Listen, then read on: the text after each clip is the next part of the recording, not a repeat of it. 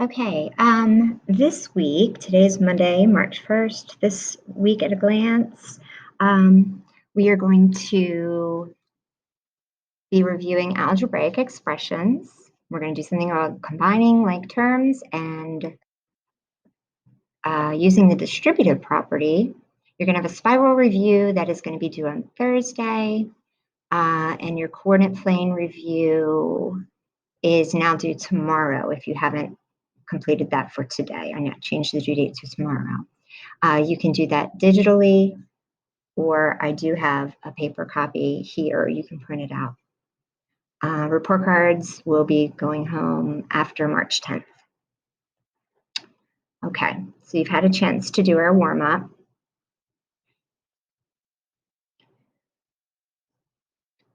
So we're going to go over the answers now. If you haven't, please pause.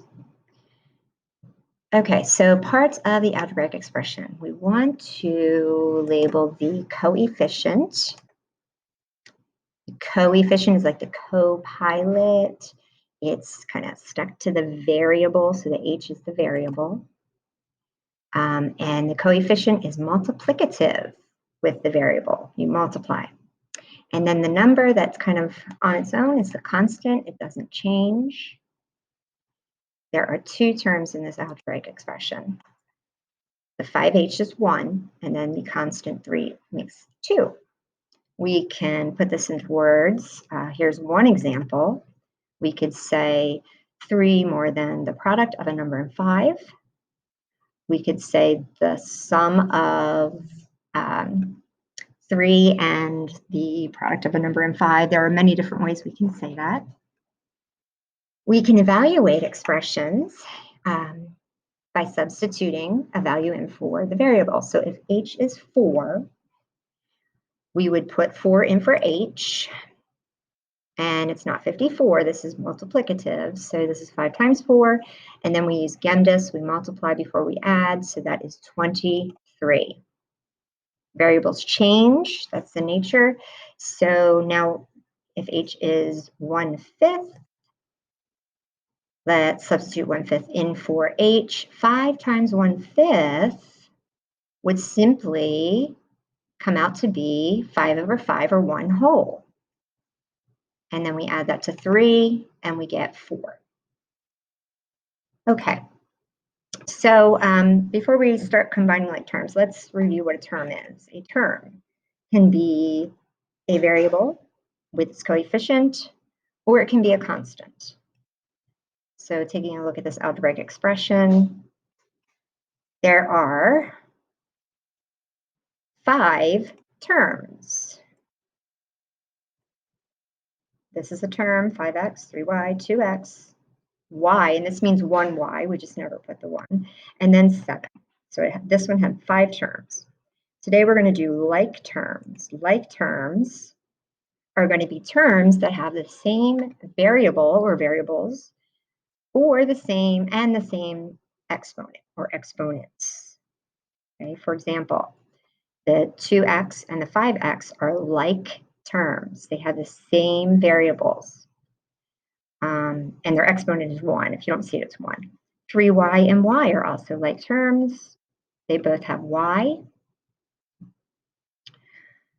A like term for the constant, the 7, would just be another constant, another number like 15 or 4 or any number. Okay, so we're going to watch this video. I want you to pause and watch this video, and then we're going to tell whether or not each set of terms are like terms with yes or no.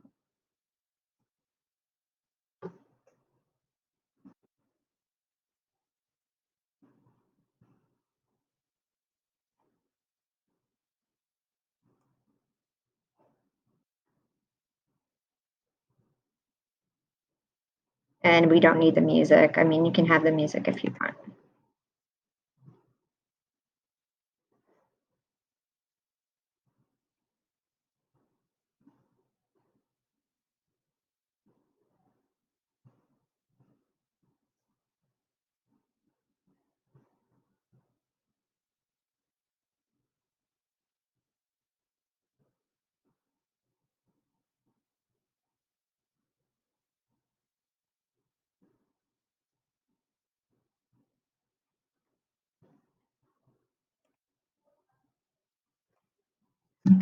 So you can finish watching that on your own. You can also turn the volume up. It's a cute song. Okay, so would these be like terms 100 and 100x? The definition that you have to have the same variables and exponents. So no, this has an x with it. This does not. They are not. 3x and 9x, they both have the same variable, and there's an exponent of 1 actually. So yes, they are, and we can actually put them together. We can combine them. If we have 3 and then we have 9, now we have 12x. Okay, number 3, are these like terms? This is x squared, and this is x, and if there's nothing there, it's a 1. So these are not, we cannot combine them. They're different. Looks like we have another, the same one was number 1. Okay, so that's definitely a no. It's just like number 1. Number 5, 2x and 15x. Yes, we can combine them, and we can put them together. 2 plus 15 is 17x. And taking a look at this one, 2y cubed, or to the third power, and y cubed to the third power. Yes, because your exponent's the same, your variable's the same. And if there's no coefficient in front of it, it is. Every number has every variable has a coefficient. It's a 1. So if we put these two together, we'd have 2 of these and then 1. So we'd have 3. 3y cubed, whatever y is. Okay, we're going to do 3 examples together. Number 1. So we have a long algebraic expression. We've got y's, x's, constants. Let's see how many terms we have. 1, 2, 3, 4, 5, 6 terms. Okay. So the first step is to look for our like terms. So I'm going to put all of my x's together, all of my y's. I can do this with, I can color code it. I can put shapes around it. I chose blue rectangles on my y's. Notice I took this minus the second step. I'm going to use the signs in front of the terms to put them together. And if there's nothing in front of the term, it's plus, it's positive. So it's like I have 3 y's, and then I take minus 2, and that's going to leave me, if I have 3 of them and I take 2 of them away, it's going to leave me with 1 y, or I never actually write 1 y. I just write y. It's not necessary to write the 1 when the coefficient is 1. So just y. Then I have some x's. Notice I'm taking my sign. I'll put red circles.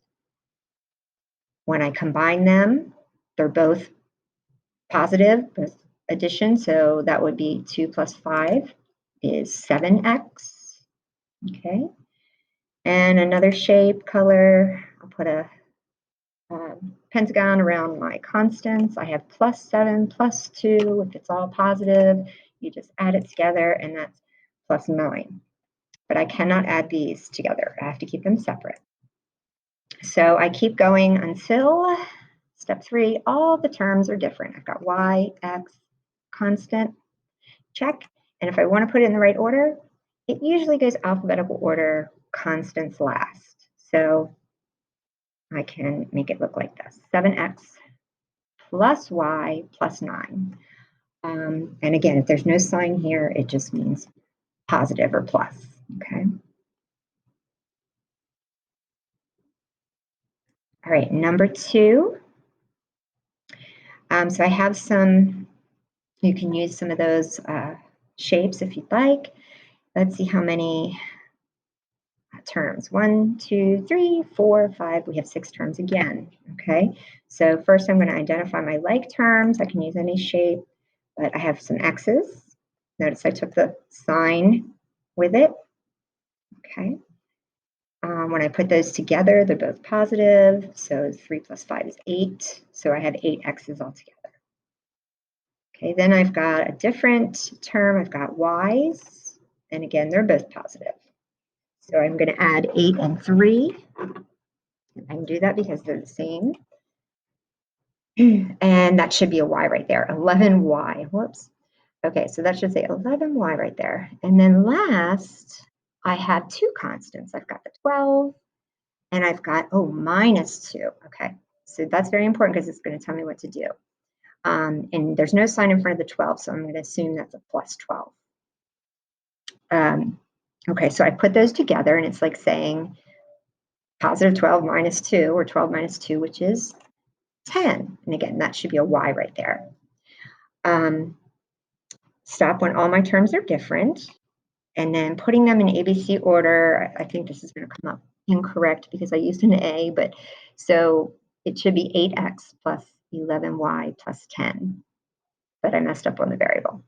Okay, one more. Together, number 3, we have 1, 2, 3, 4 terms. And this is a little bit different.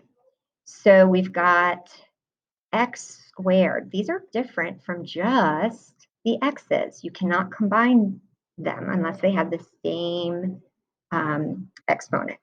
So we can put this together with, oh, this one, but notice it's minus.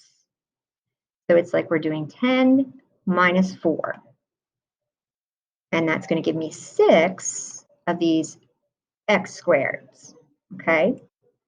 Then I just have regular x, and I don't have anything to combine it with, so I'm just going to leave that. And I only have one constant, so I can't combine that with anything. Okay, so what this would look like, typically you put the bigger exponents first. 6x squared plus 4x, can't combine that, minus 2, and that's it. Okay, your job is to complete 4 to 10 on your own, and then check. There is a cool down, and just remember what else is due for the rest of the week. Okay, I will put the answers up for you to check when you have completed through 10.